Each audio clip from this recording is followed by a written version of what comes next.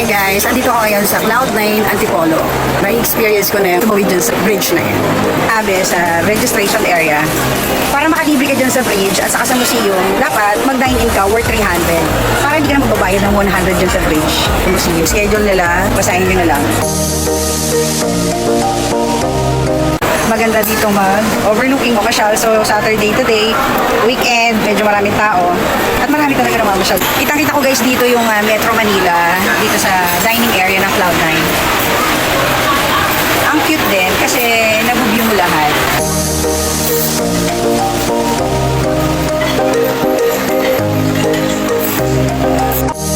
Ayan guys yung menu nila. So nag-order ako ng beef bulalo. Thank you Lord para sa sarap na food, bulalo. Kakain mo na. Kapag mayroon kang room na kinuha dito, libre na rin yung mga hanging bridge, museum at saka sa art gallery. Magpapabook ako ngayon ng room. So may showroom daw sila dito para bago ka pumili, makita mo muna.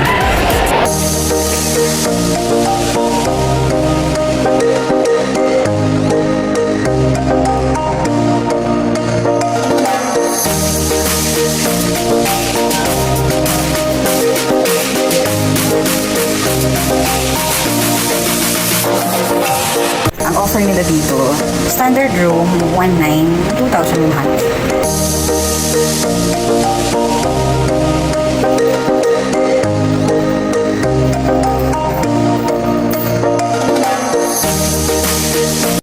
Yan si sir yung mag-a-assist sa akin na mag-showroom. So mamimili ako ng room kung saan ko mas gusto, yung may overlooking ba or yung wala. So 1,900 yung wala, 2,100 yung may overlooking.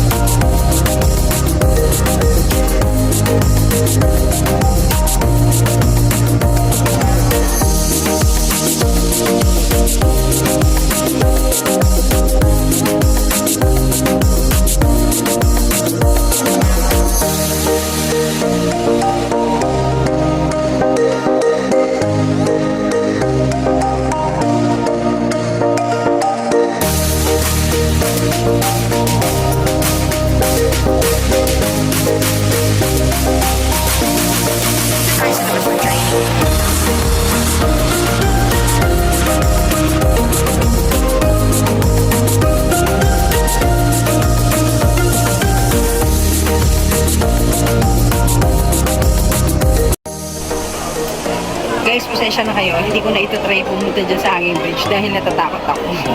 Pero I'm sure maganda dun ng view dahil puro lights na ng building ng Metro Manila ang makikita dyan sa taas. Katulad kanina. So dito na lang ako guys. Videohan ko na lang sila.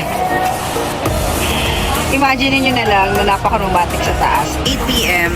So yan na yung makikita view dito sa Cloud9. Sa itaas. Yan yung makukulay na ilaw ng Metro Manila.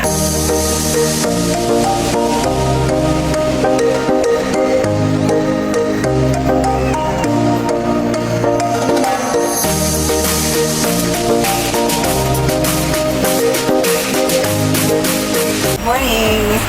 Time check, quarter to 10 AM. Dahil dito ako nag-stay one night, may free breakfast ko.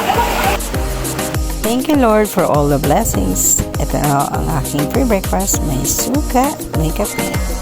Siniserve lang po ito from 7 AM to 10 AM by mga sisters and brothers. Mwah, mwah, mwah. Please subscribe. Thank you for watching.